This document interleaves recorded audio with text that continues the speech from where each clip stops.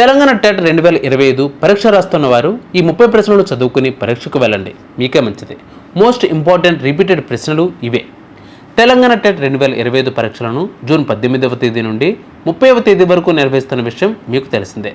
ఇప్పటికే పరీక్షలు ప్రారంభమైన నేపథ్యంలో పరీక్షకు హాజరయ్యేటటువంటి అభ్యర్థులు ఈ వెబ్సైట్లోని ముఖ్యమైనటువంటి 30 ప్రశ్నలు చదువుకొని పరీక్షకు వెళ్ళండి. అవి మోస్ట్ ఇంపార్టెంట్ మరియు రిపీటెడ్గా అడుగుతున్నటువంటి ప్రశ్నలు కాబట్టి మీకు పరీక్షల్లో చాలా ఉపయోగపడే అవకాశం ఉంటుంది. ఇందులో మీకు child development, language environmental studies లాంటి కీలకమైనటువంటి ప్రశ్నలు ఉన్నాయి. ఈ ప్రశ్నలకు ఇంగ్లీష్ మీడియం అలాగే తెలుగు మీడియం అభ్యర్థులకు ఉపయోగపడే విధంగా మేము ప్రిపేర్ చేస్తాం. ప్రశ్న యొక్క సమాధానం కూడా తెలుగు అలాగే ఇంగ్లీష్ భాషల్లో కూడా నేను మీకు వివరిస్తాను.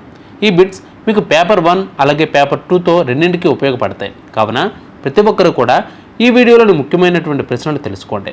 ఇక టాపిక్ వెళ్ళిపోతే మొదటి ప్రశ్న, who is known as the father of modern education in India?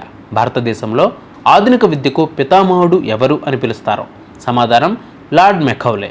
ఇక రెండవ ప్రశ్న, what is the full form of NCF? NCF అనే పదం పూర్తి రూపం ఏమిటి? సమాధానం నేషనల్ కరిక్యులం ఫ్రేమ్వర్క్. ఇక మూడవ ప్రశ్న, which method is suitable for slow learners? నెమ్మదిగా నేర్చుకునే విద్యార్థులకు ఏ బోధన పద్ధతి సరిపోతుంది? సమాధానం రీమీడియల్ టీచింగ్. ఇక నాలుగవ ప్రశ్న, constructivism is associated with which educationalist? Constructionism సిద్ధాంతాన్ని ప్రవేశపెట్టిన విద్యావేత్త ఎవరు? సమాధానం జీన్ పియాగెట్. ఇక ఐదవ ప్రశ్న, according to RTE act 2009 what is the age group for a free and compulsory education? RTE చట్టం 2009 ప్రకారం ఉచిత మరియు తప్పనిసరి విద్యకు వయసు ఎంత ఉండాలి? సమాధానం 6 నుంచి 14 సంవత్సరాలు, 6 to 14 years. Zone of proximal development was proposed by? Zone of proximal development అనే భావనను ఎవరు ప్రతిపాదించారు? సమాధానం లీవ్ వియోగ్స్కీ. ఇక ఏడవ ప్రశ్న, what is the best method for teaching environmental studies? పర్యావరణ అధ్యయన బోధనకు ఉత్తమ పద్ధతి ఏది? సమాధానం యాక్టివిటీ బేస్డ్ లెర్నింగ్, అంటే క్రియాశీలన బోధన. ఇక ఎనిమిదవ ప్రశ్న, who was introduced the concept of scaffolding in learning? Scaffolding అనే అభ్యాస సంబంధిత భావనను ఎవరు పరిచయం చేశారు? సమాధానం విగోట్స్కీ.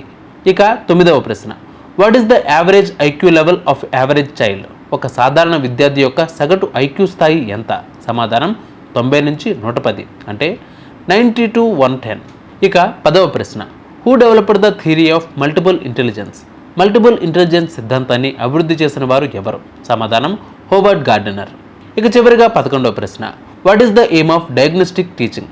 డయాగ్నోస్టిక్ బోధన యొక్క ఉద్దేశం ఏమిటి? సమాధానం టు ఐడెంటిఫై లెర్నింగ్ డిఫికల్టీస్, విద్యార్థి సమస్యలను గుర్తించడం. సో ఈ 11 ప్రశ్నలను బాగా గుర్తుపెట్టుకోండి, మీకు ఉపయోగపడతాయి.